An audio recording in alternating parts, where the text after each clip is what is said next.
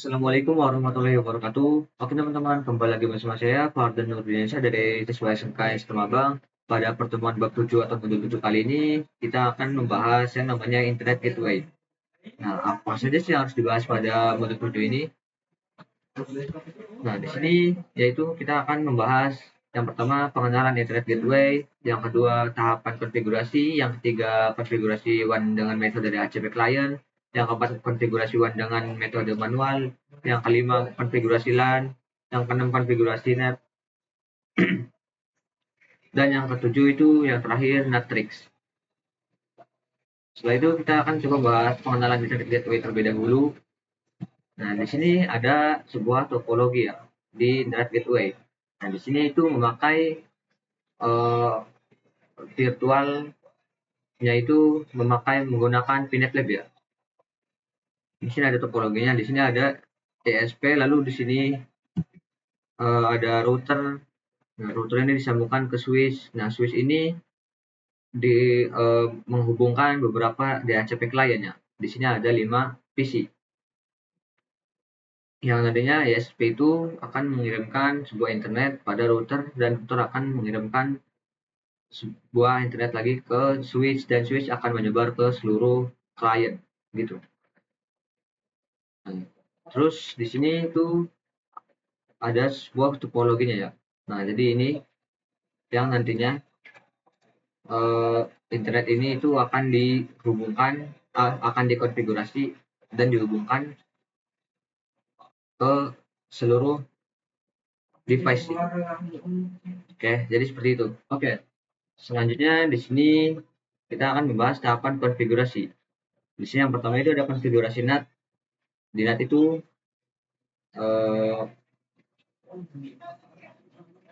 NAT itu adalah mentranslasikan atau menerjemahkan sebuah IP address untuk menyambung ke klien gitu. Nah, di sini ada chain, ada out interface, lalu ada action. Lalu di sini ada konfigurasi WAN. Di sini ada DHCP client.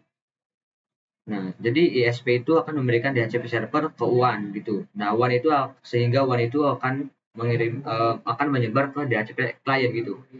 Dan di sini ada IP address, ada gateway, ada DNS, dan di sini konfigurasi WAN-nya itu kita akan konfigurasi secara manual ya. Selanjutnya di sini ada konfigurasi LAN. LAN itu local area network. Nah, di sini konfigurasi IP address ke client atau ke PC. Terus yang keduanya itu konfigurasi DHCP server. Jadi tahapan konfigurasi yang untuk ketiga ini itu sangat dibutuhkan di Mikrotik ya. Coba kita langsung masuk saja ke Pinet Lab-nya. Jadi ini di Pinet Lab-nya, coba kita akan masuk ke terminal gitu. Jadi ini adalah suatu komenan untuk konfigurasinya gitu. Yang pertama itu teman-teman bisa ketik di IP DHCP client. Nah, lalu masukkan komenan remove number 0 gitu. Jadi ini untuk meremove yang number 0 ya, yang ini. Dihapus gitu. Nah, lalu di add interface enter 1, lalu disable no. Lalu print. Nah, setelah itu di sini sudah sudah ada IP DHCP client-nya itu. Jadi ini adalah IP DHCP client. Setelah itu coba teman-teman bisa masuk ke IP interface gitu, masukkan slash untuk masuk ke menu interface, lalu di interface teman-teman bisa ketik print atau p gitu. Nah, jadi di sini port ini sudah menambahkan 4 port ya, Ether 1, Ether 2, Ether 3, Ether 4. Nah, setelah itu kalau sudah, teman-teman bisa masuk ke interface lagi, bisa masuk ke IP DHCP client. Nah, itu masuk dengan memasukkan slash untuk keluar dari menu interface. Teman-teman bisa masuk ke DHCP client. Di DHCP client teman-teman bisa ketik print detail. Jadi ini adalah untuk menampilkan seluruh IP DHCP client gitu. Lalu di sini itu ada gateway. Ini gateway-nya itu sudah ada lalu DHCP server sudah ada 10.0.137.1, lalu DNS-nya itu sama 10.1.137.1.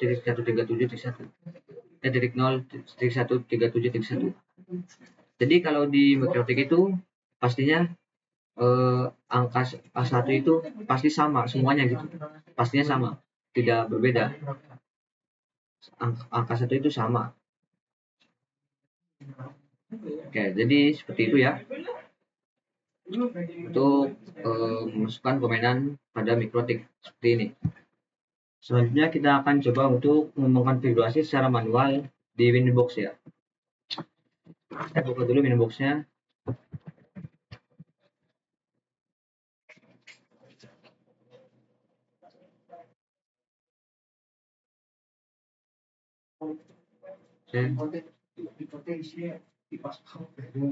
Lalu masukkan passwordnya.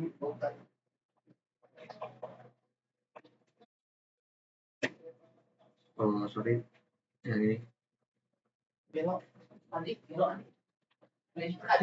Oke, terus setelah itu bisa masuk ke menu IP, lalu masuk ke DHCP client. Nah di DHCP client kita teman-teman bisa klik new, lalu tambahkan header 1. Jadi ini yang dua ini harus checklist semua ya. Di sini bisa klik apply lalu oke. Ya, jadi di sini sudah ditambahkan gitu interface-nya.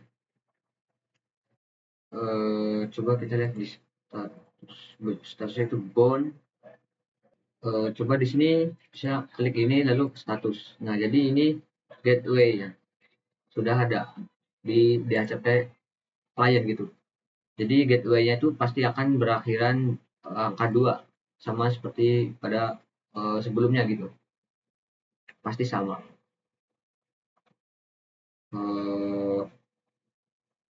Coba lihat di sini. Kan ini 1 kalau di mikrotik. Berarti kalau di itu 2. Jadi ini gateway-nya pasti 2. Kalau yang satunya itu pasti dari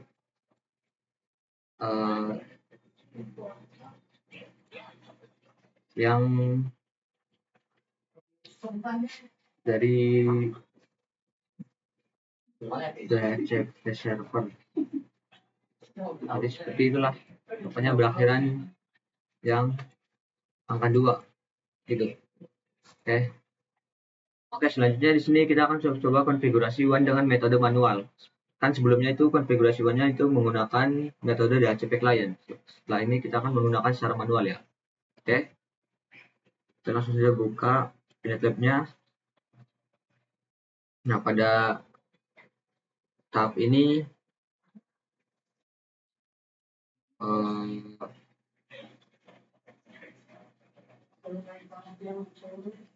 teman-teman bisa ketik di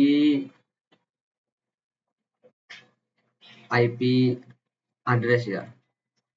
Di IP address itu print, lalu sini IP address-nya. Setelah itu coba teman-teman bisa masukkan untuk ke IP root dengan print gitu. Nah, jadi ini gateway dari IP root. Kita fokusin saja pada gateway di IP root ini. Nah, terus ini adalah gateway pada yang pada sebelumnya, yang di atas gitu. Setelah itu teman-teman bisa untuk memasukkan ping 10 ping gateway yang pada sebelumnya teman-teman buat gitu. Jadi ini seperti ini, terus sudah bisa gitu. Setelah itu masuk ke IP root lagi, print, lalu masuk tetap fokusin ke gateway ini. Yaitu ini DST address-nya. Nah, sama saja gateway gitu. Saya itu masukkan IP DNS set server yaitu 8.8.8, ini adalah IP Google. Lalu terus masukkan DNS lagi, lalu print, ini adalah IP Google, yaitu DNS servernya itu menggunakan IP Google. Nah, setelah itu teman-teman bisa masukkan ping google.com.